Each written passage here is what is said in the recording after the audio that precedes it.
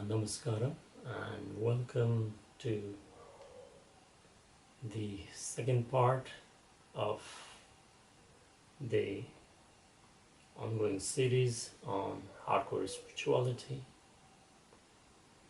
So in the first part we discussed about the need for the spirituality, the need for a guru, the need for a sadhana, and need for a sangha. So in this second part we'll be discussing about the significance of the sadhana and the different aspects of sadhana, why it is necessary so, and what is the significance. So as mentioned in the previous videos, if you have already watched, we discussed that the main reason why sadhana is necessary is to get sync, or to be in union, or to be in harmony with the existence, and that is what is referred as a yoga. So the yoga is the reality, but since we are occupied ourselves in our own psychological aspects, the sadhana allows one to come to the realization that one is not separate from the existence. And as Sadhguru has mentioned, that the methods that we use, or the sadhana, the tool what we use, is going to create the body, the energies, the mind, and everything into certain kind of geometry, so that the friction between the existence and then the individual is minimal in nature. And at the same time, why it is so is because, like we mentioned in the initially, that the desire to become fulfilled or to avoid the suffering. And as Sadhguru mentions, that the only reason why human beings suffer is because of the compulsive action, because most of the actions are unconscious. So the sadhana allows an individual to perform actions in all dimensions very consciously,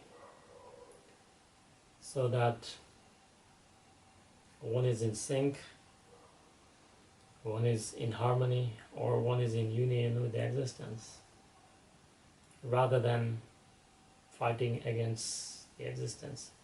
So we'll be exploring different dimensions of sadhana and their significance in upcoming videos, to give you a little bit of overview on what we'll be covering, as Sadhguru has mentioned, and if you are aware also.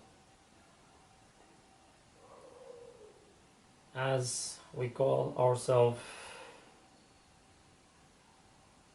as a human, we have different dimensions of who we are. One thing is the physicality as a body. The next one is the mind, or the mental processes. The third one being the emotion. And then the fourth one is the energy dimension of us. So most of the people are not actually very much aware about the energy dimension, because most of the people are engaged with the physical and psychological dimension of who we are. So we'll look into this and we'll see the possibility. So in yoga, these different aspects are categorized as the karma yoga for the body, gnana yoga for the mind,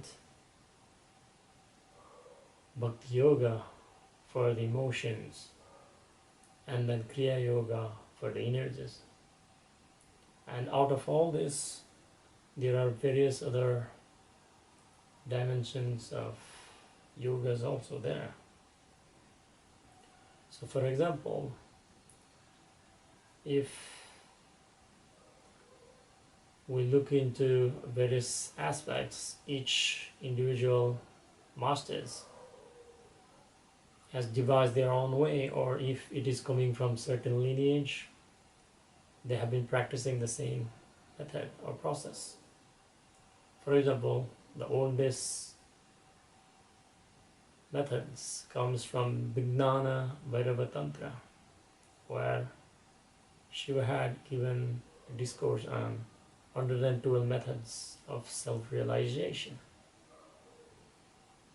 And even Sadhguru has devised more than around 200-300 different methods based on various levels. But how many or what many different types of methods are available? They all address only these 4 dimensions of who we are. So we'll be covering this, and we'll see how it fits into the flowering of an individual into the ultimate possibility.